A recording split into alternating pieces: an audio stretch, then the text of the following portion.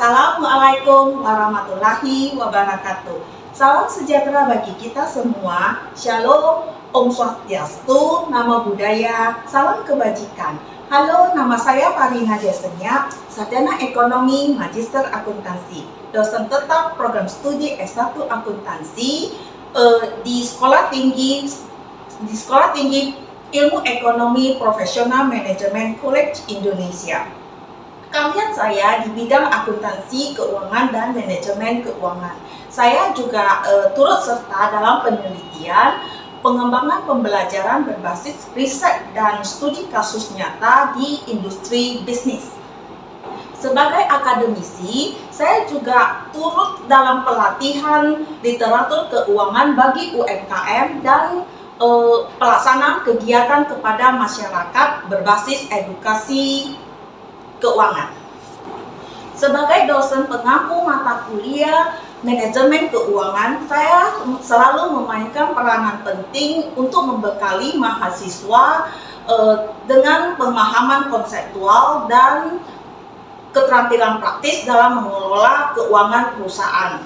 Pembelajaran dirancang untuk menumbuhkan kemampuan dalam analisa, pengambilan keputusan, strategi keuangan yang efisien dan efektif, baik bagi skala bisnis kecil hingga korporasi besar.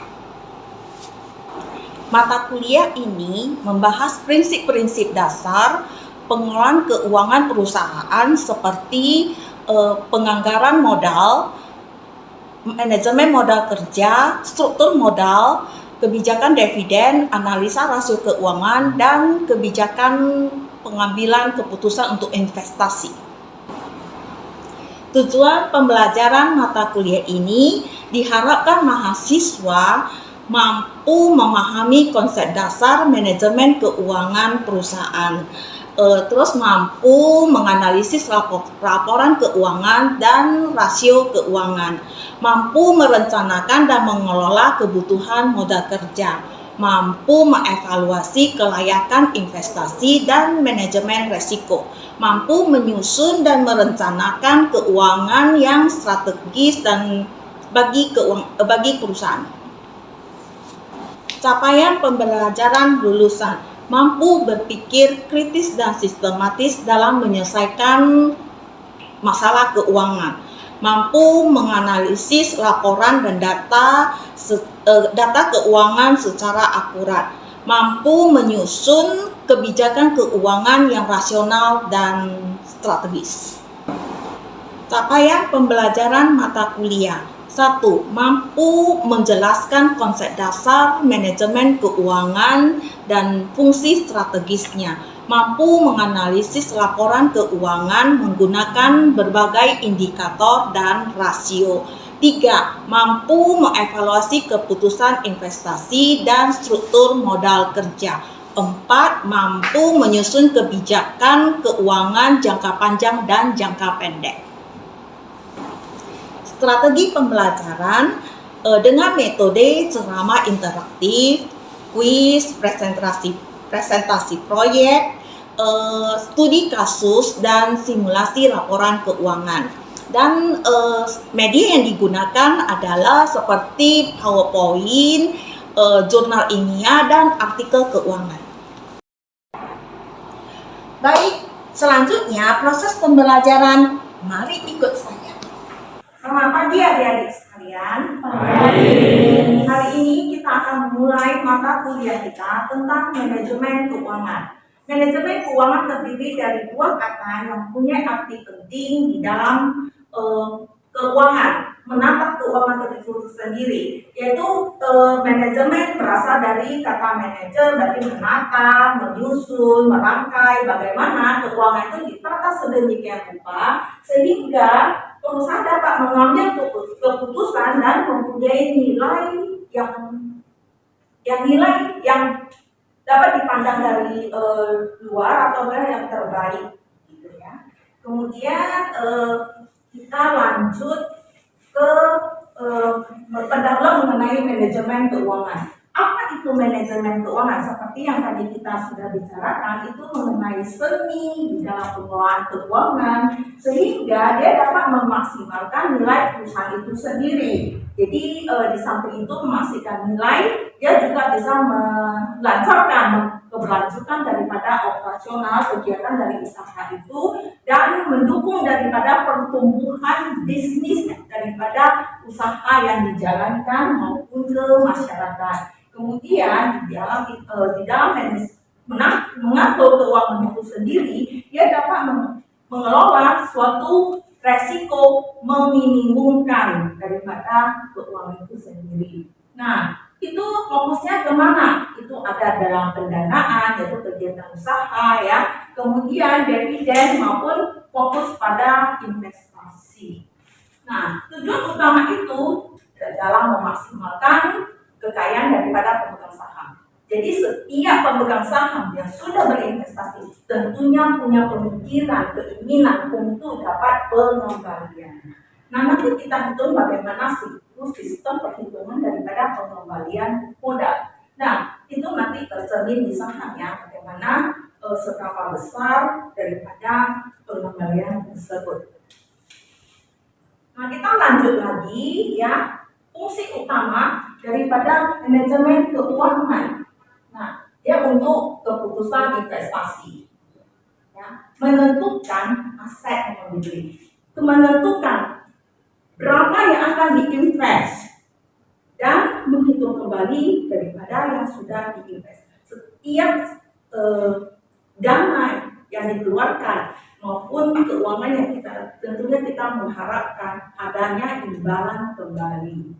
Kedua, dia bagaimana mendanai investasi itu sendiri. Pendanaan, ya, pendanaan berarti bisa mencari dana melalui penjualan obligasi ataupun membeli obligasi sebagai investasi. Kemudian dia ada kebijakan dividen. Tentunya untuk menyenangkan daripada pemegang saham yang membagi bagian-bagian daripada laba yang sudah didapatkan. Nah, dalam pengelolaan modal kerja, mengelola modal kerja adalah siklus daripada perputaran kegiatan daripada perusahaan itu sendiri, ya. Jadi dia mengelola aset lancar dengan kewajiban lancar. Selanjutnya kita akan melihat lagi lingkungan daripada keuangan, ya. Lingkungan keuangan itu ada di mana? Jadi ada di pasar keuangan, tempat di mana kalau dikatakan pasar keuangan tentunya di semua yang diperdagangkan tentang uang, masalah uang, ya. Jadi ada yang jangka pendek dan juga ada jangka panjang. Nah, kalau di lembaga keuangan itu biasanya melibatkan perbankan, ya, bank komersial, ya, lembaga keuangan, juga perusahaan asuransi dan juga dana pensiun yang lainnya. Nah, di dalam pasar uang tempat dana itu diperdagangkan, ada pasar uang jangka pendek, tentunya seperti apa? Jual beli saham juga bisa ya. Nah, kalau pasar modal jangka panjang, deposito itu jangka bisa dipanjatkan atau jangka pembelian obligasi, karena obligasi sekali beli itu minimal 3 tahun. Nah, kemudian ada pasar sekunder. Kalau pasar primer itu biasanya kalau saham pertama kali diperjualbelikan itu di pasar primer, tapi kalau bisa kita miliki itu sudah ada di pasar sekunder. Ya, contohnya kita bisa peroleh di DE. Nah, konsep daripada nilai waktu uang adalah menghitung kapan nilai waktu uang itu berharga, menjadi punya nilai. Ya, contohnya kita coba flashback lagi kembali. Uang yang biasanya dulu 10.000 kita dapat peroleh barang apa saja gitu ya pada 5 tahun yang lalu. Tapi sekarang nilai daripada 10.000 kita mungkin bisa beli sarapan aja. Nah, itulah karena ada nilai daripada waktu uang yang disebut dengan time value money. Nah, kita ambil contoh ya. Di dalam nilai waktu uang ini ada dua kriteria. Dia mau present value atau mau future value. Nah, kalau misalnya dia future value, berarti kita ingin tahu kedepannya uang ini yang kita ada ini kedepannya menjadi berapa. Ya, berarti kita mengharapkan misalnya ya dari contoh ini kita punya 1 juta. Ya, jadi kedepannya ini dapat menjadi berapa, itu future value. Nah, sedangkan kalau present value ya, kita ambil contoh di sini ya, sekitar 5 juta. Ini nanti masa sekarang ditarik ke masa depan itu menjadi harganya berapa? Berarti masa sekarang dia ada di 3 juta. Tapi kemudian dengan percentage biasanya itu nilai waktu uang segala berbau selalu dinilai dengan persen ya. Kedepannya dia akan menjadi berapa? Ya, jadi kesimpulannya begini. Kalau misalnya future value, pinginnya kedepannya berapa? Sekarang kita harus punya berapa banyak? Misalnya kalau kedepannya kita pingin 5 juta, berarti saat ini kita harus punya 3 juta sekian. Oke, kemudian kita lanjut lagi. Nah, dengan adanya arus kas masuk dan arus kas keluar, kita akan menghasilkan kas bersih sehingga kita akan melihat likuidasi liquid daripada perusahaan itu dalam perjalanan kas. Nah, dari laporan keuangan ini ada beberapa rasio, ada 5 rasio untuk menilai apakah perusahaan itu dapat berkontribusi baik ya. Nah, di antaranya ada 1 rasio likuiditas, yaitu seberapa liquid, seberapa berkemampuan perusahaan itu membiayai kewajiban jangka pendeknya. Nah, kemudian ada solvabilitas. Solvabilitas adalah kemampuan perusahaan untuk bisa membereskan ya daripada kewajibannya. Nah, kalau yang bedanya dengan likuiditas itu untuk yang jangka pendek, ya. Berarti aktiva lancar dengan pasiva lancar. Tapi kalau solvabilitas dia akan mencakup seluruh daripada kewajiban daripada perusahaan itu sendiri. Nah, kalau misalnya aktivitas, yaitu dia penggunaan efisiensi daripada aset, aktivitas daripada perusahaan itu mulai dari penyediaan barang sampai penjualan ya, dan sampai ke penagihan dan menghasilkan kas itu biasanya yang berhubungan dengan sistematis perjalanan daripada kas. Nah, kemudian ada satu lagi profitabilitas. Dan namanya profit yang harus juga diukur seberapa rasio yang dihasilkan daripada kegiatan usaha itu sendiri untuk menghasilkan laba. Nah, satu lagi rasio pasar ya, itu untuk mengukur daripada saham. Jadi harga saham per lembar dengan laba daripada saham itu sendiri, seberapa besar rasio tersebut. Nah, kemudian kita lanjut lagi, penganggaran modal.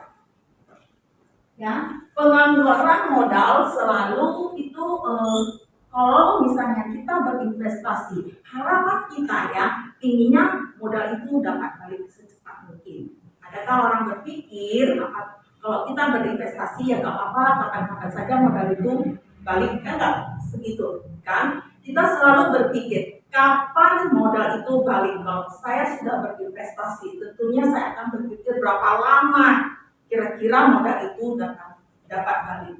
Nah, kita dapat mengukurnya dengan NPV, ya, Net Present Value. Ini adalah satu metode ya untuk menganalisis daripada investasi dengan menentukan nilai waktu sekarang dengan yang berguna dengan arus kas bebas ya, yang diharapkan dalam satu proyek ataupun manfaat dari investasi ini. Kemudian NPV ini dihitung melalui arus kas bebas dan arus kas keluar ya, kemudian dikurangi dengan investasi awal. Nanti kita akan lihat nilainya harus lebih besar ya, hasil NPV-nya itu baru dapat diterima. Nah, kemudian dari NPV ini kita tentu itu untuk menghitung satu proyek. Nah, ada tingkat pengembangan yang bernama IRR ya. IRR ini selalu dihitung melalui diskonto. Jadi IRR itu untuk menghitung proyek yang lebih besar, tentunya lebih dari satu proyek. Jadi ada proyek yang satu dengan NPV 1 dan proyek satu NPV 1, keduanya akan diukur mana yang lebih bagus yang bisa diterima, yaitu dengan perhitungan IRR. Ya, di mana IRR ini harus lebih besar dari biaya modal proyek yang diterima. Nah, kalau profitability ini untuk menghitung berapa profit yang akan diterima ya melalui arus kas bebas ya. Beda profit yang didapatkan dari arus kas bebas dengan profit daripada laba rugi, itu beda ya. Kemudian kita lanjut lagi. Nah, untuk NPV kita selalu kita akan melibatkan ya nilai hitung daripada nilai waktu uang, hindari resiko, itu kelebihan dari NPV ya. Kemudian membandingkan investasi dan mengukur keberhasilan dari investasi. Nah, dari NPV ini kita akan masuk ke pengukuran yang IRR. Jadi kelebihan dari IRR ini dia bisa mengukur kelayakan daripada investasi itu sendiri. Kemudian dia dapat membandingkan alternatif daripada investasi dan mengambil keputusan finansial. Nah, sedangkan yang di profitabilitas ini akan menilai nilai arus kas bersih dengan nilai investasi, membandingkan nilai arus kas bersih dengan nilai investasi. Jadi rasio yang mengukur nilai daripada sekarang dari arus kas bebas yang diharapkan dibandingkan dengan nilai investasi yang diambil. Sampai di sini kira-kira ada yang mau bertanya? Silakan. Saya mau bertanya, mengapa memaksimalkan kekayaan finansial saham lebih utama daripada memaksimalkan keuntungan? Oke, baik, terima kasih. Kalau misalnya kita memaksimalkan keuntungan bisa saja ya untuk jangka pendek. Tapi kalau itu memaksimalkan keuntungan ya, tapi untuk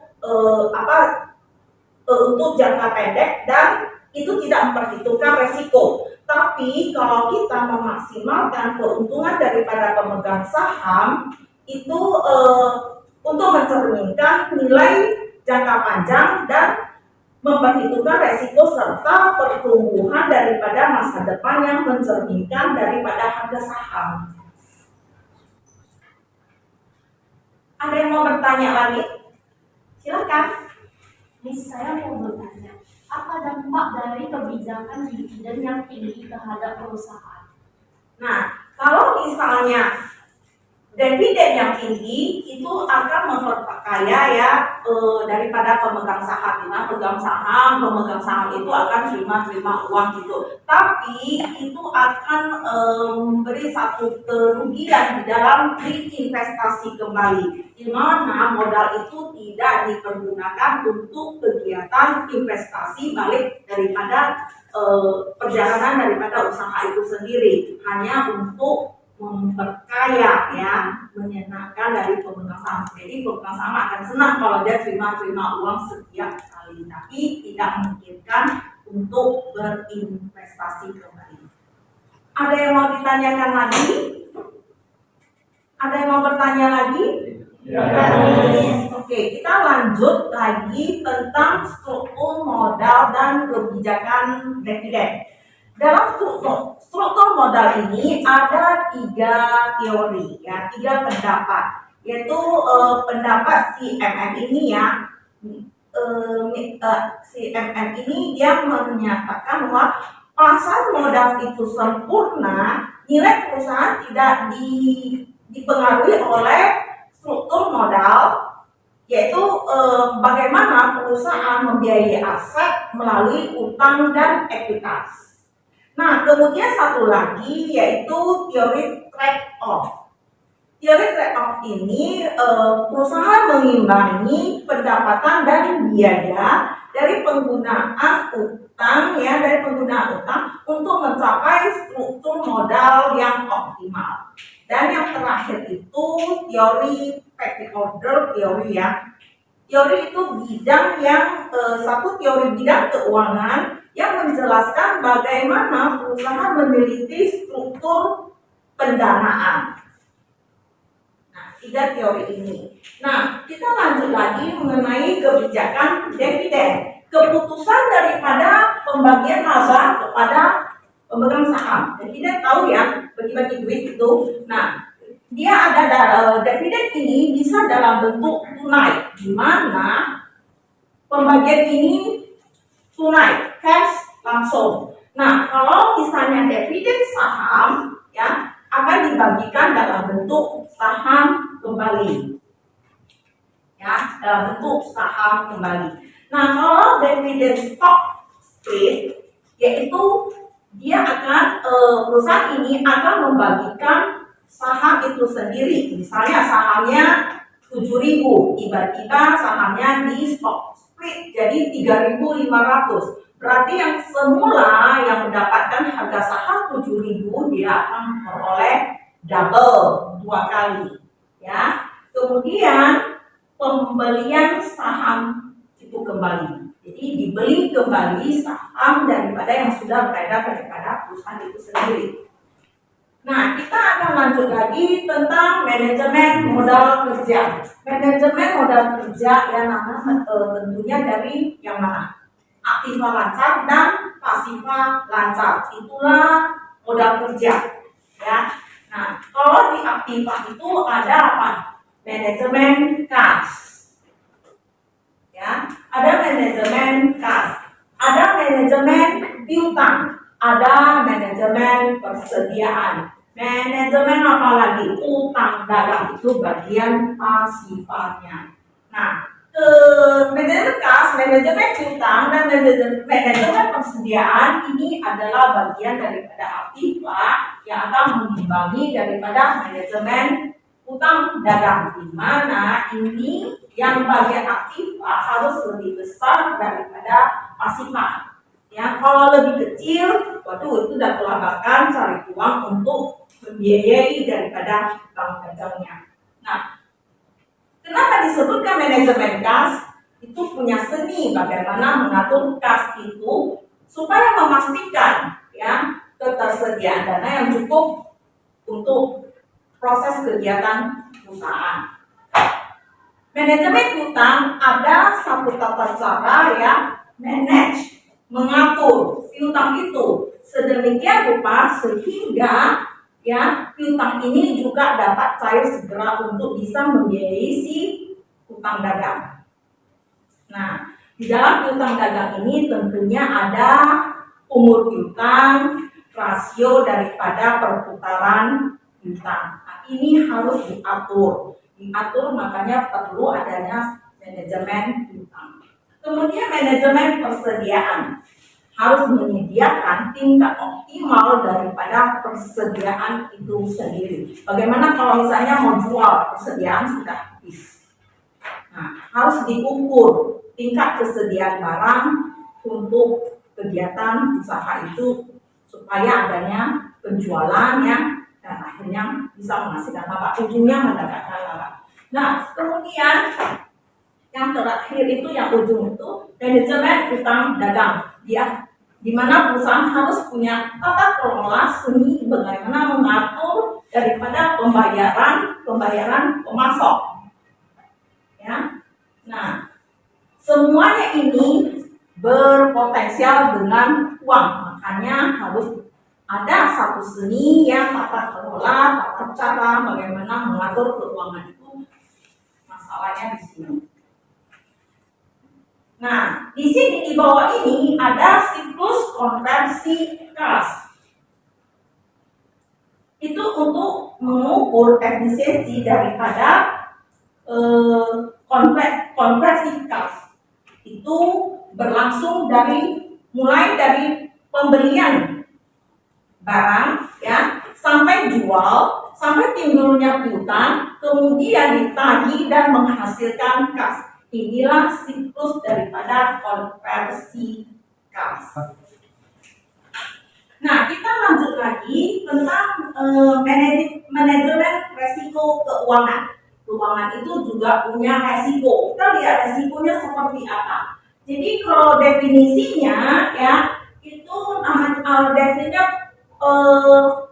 proses identifikasi, pengukuran dan pengelolaan resiko yang terkait dengan aktivitas keuangan perusahaan. Jenis resikonya ya, jenis resikonya ada resiko pasar. Nah, kenapa? Kalau misalnya terjadi fluktuasi, seperti contoh tiba-tiba harga barang naik, tentunya kita mendapatkan bahan baku yang tidak sesuai dengan anggaran kita lagi yang semula. Nah, itu yang harus dijaga. Kemudian resiko kredit. Resiko kredit biasanya berhubungan dengan kewajiban daripada kegiatan usaha dan resiko likuiditas.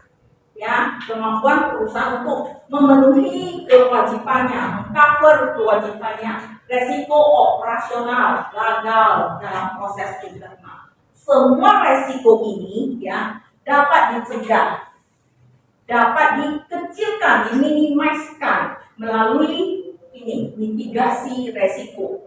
Diversifikasi, di mana satu badan usaha tidak hanya menyediakan satu produk, tapi dia ada satu produk lagi yang lain, sehingga dia tidak hanya memfokuskan menjual satu jenis, kemudian ada jenis lain yang bisa mendukung. Itu arti kesimpulan daripada diversifikasi.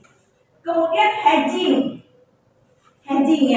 hedging ini juga penting. Nah, saya ambil satu contoh daripada hedging supaya mudah dimengerti. Kalau misalnya kita perlu satu bahan baku untuk jangka panjang, lakukanlah kontrak harga. Berarti harga itu meningkat sehingga apabila terjadi fluktuasi pasar, nah itu tidak berpengaruh atas harga yang terjadi lonjakan. Bisa ya nanti ambil kesimpulannya sendiri. Saya sudah kasih contohnya. Nah, kemudian asuransi semuanya udah tahu itu memprotek kejadian yang tidak diinginkan. Apabila terjadi hal-hal yang tidak diinginkan seperti kebakaran pabrik sehingga pabrik itu tidak bisa beroperasional kembali, perlu dana yang besar untuk bangun kembali. Nah, asuransi bisa membantu untuk mewujudkan pabrik yang baru. Ya, asuransi bisa membantu di sana. Internal kontrol ini penting ya untuk mencegah hal-hal yang tidak diinginkan. Periksa ya jalur-jalur daripada SOP yang apakah sudah dijalankan dengan baik sehingga ya resiko keuangan dapat dikecilkan. Tidak tutup kemungkinan tidak ada, tapi diminimaliskan. Sampai di sini ada yang mau bertanya lagi? Silakan. Saya mau bertanya, mengapa manajemen modal kerja penting bagi UMKM? Nah, kita tahu UMKM itu mempunyai keterbatasan dalam pendanaan dari pihak eksternal, sehingga dia perusahaan ini ya perlu perusahaan atau UMKM ini perlu mengatur, menata daripada modal kerjanya yang terdiri tadi ya piutang, kas, persediaan itu yang sangat setiap hari berpotensial berputaran terus seperti itu. Selanjutnya ada lagi yang Mau bertanya? Cukup ya. Oke, kita tutup dengan kesimpulan. Kesimpulan daripada manajemen keuangan ini. Seperti apa? Itu untuk keputusan yang tepat ya. Jadi kita bisa setelah kita mengukur ya, tahu perhitungannya untuk present value, future value, jadi kita tahu untuk mengambil keputusan yang tepat untuk selanjutnya. Kemudian untuk investasi dan pendanaan, kapan itu dana dapat balik, itu paling penting ya. Nah kemudian ada konsep krusialnya yaitu pahami nilai waktu uang. Uang kan selalu berfluktuasi,